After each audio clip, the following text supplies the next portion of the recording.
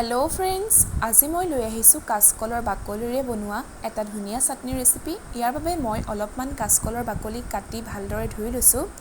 কেইটামান কেঁচা জলকীয়া লৈছোঁ, কেইফুটামান নহৰু লৈছোঁ, এটা মিডিয়াম সাইজৰ পিঁয়াজো সৰু সৰু কৰি কাটি লৈছোঁ, এটুকুৰ আদাও সৰু সৰু কৰি কাটি লৈছোঁ।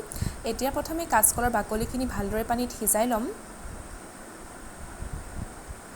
এয়া চাওকচোন, আমাৰ বাকলিখিনি সিজোৱা প্ৰায় হৈ গৈছে আৰু এতিয়া ঠাণ্ডা হোৱাত মই এটা মিক্সি জাৰত গোটেইখিনি দি লৈছোঁ।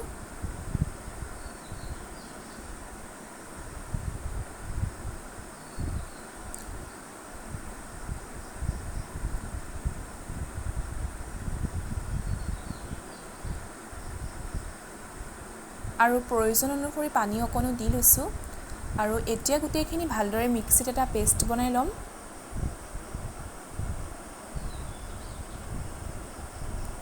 এয়া চাওকচোন, মোৰ পেষ্টটো বনোৱা হৈ গৈছে।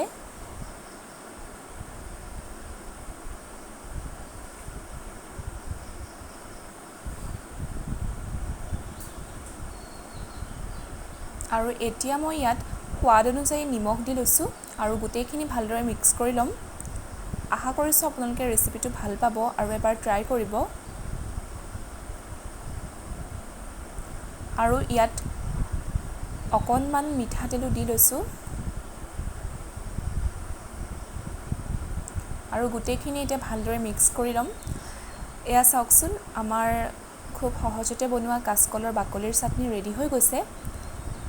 যদিহে মোৰ ভিডিঅ'টো চাই ভাল পাইছে তেন্তে মোৰ ভিডিঅ'টোত এটা লাইক কৰি দিব আৰু মোৰ চেনেলটো যদি এতিয়ালৈকে ছাবস্ক্ৰাইব কৰা নাই তেন্তে মোৰ চেনেলটো ছাবস্ক্ৰাইব কৰি ল'ব আৰু কাষতে থকা বেল আইকনটো প্ৰেছ কৰি ল'ব।